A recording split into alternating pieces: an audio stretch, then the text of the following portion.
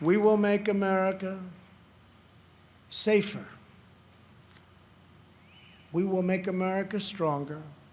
We will make America prouder. And we will make America greater than ever before.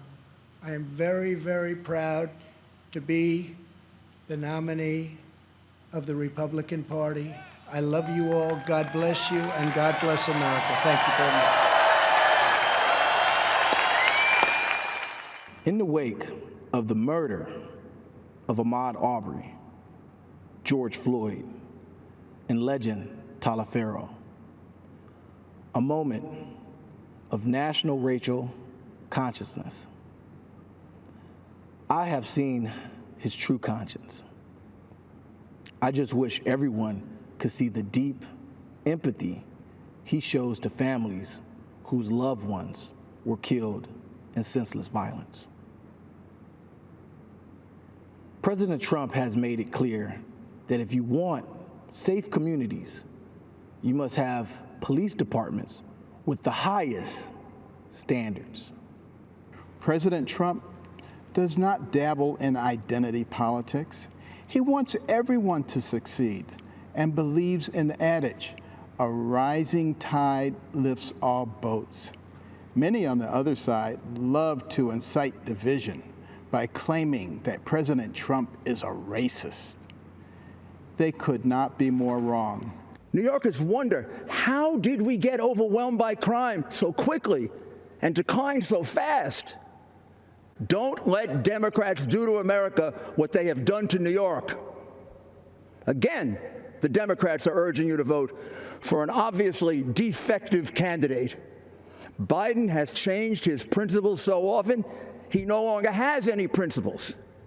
He's a Trojan horse with Bernie, AOC, Pelosi, Black Lives Matter, and his party's entire left wing, just waiting to execute their pro-criminal, anti-police socialist policies. To this day, we've never heard from Joe Biden. Instead, the Obama administration had hid behind policy so much that we felt hopeless when they kept us from negotiating to save Kayla's life. The administration showed more concern for the terrorists in Guantanamo than the American hostages in Syria.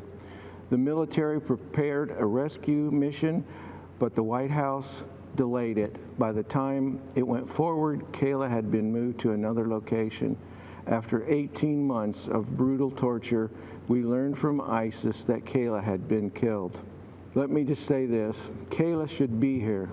If Donald Trump had been president when Kayla was captured, she would be here today.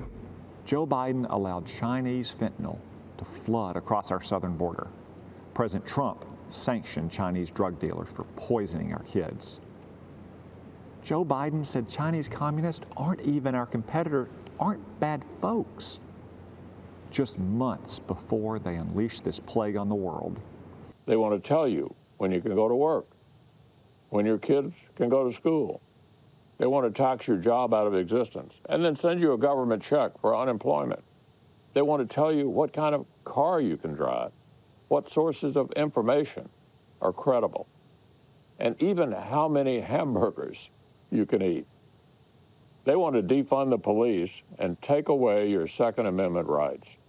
They want free health care for illegal immigrants, yet they offer no protection at all for unborn Americans. They want to pack the Supreme Court with liberals intent on eroding our constitutional rights. And they want to codify all this by making the swamp itself, Washington, D.C., America's 51st state. With 2 more liberal senators, we cannot undo the damage they've done. For the first time in a long time, we have a president who has called out Washington's hypocrisy, and they hate him for it.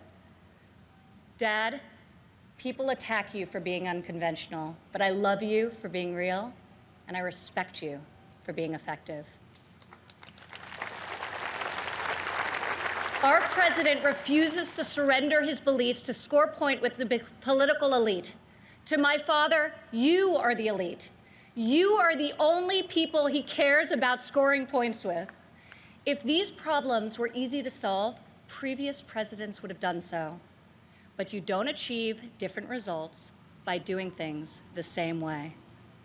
Your vote will decide whether we protect law-abiding Americans or whether we give free rein to violent anarchists and agitators and criminals who threaten our citizens.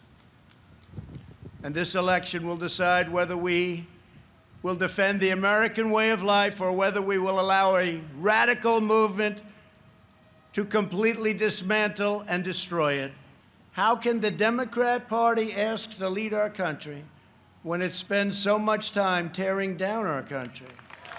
Instead of following the science, Joe Biden wants to inflict a painful shutdown on the entire country. His shutdown would inflict unthinkable and lasting harm on our nation's children, families, and citizens of all backgrounds. The cost of the Biden shutdown would be measured in increased drug overdoses, depression, alcohol addiction, suicides, heart attacks, economic devastation, job loss, and much more. Joe Biden's plan is not a solution to the virus, but rather it's a surrender to the virus. We will have a safe and effective vaccine this year, and together we will crush the virus. Biden is a Trojan horse for socialism. If Joe Biden doesn't have the strength to stand up to wild-eyed Marxists like Bernie Sanders and his fellow radicals, and there are many, we see them all the time, it's incredible actually, then how is he ever going to stand up for you? He's not. Joe Biden is not a savior of America's soul. He is the destroyer of America's jobs, and if given the chance, he will be the destroyer of American greatness.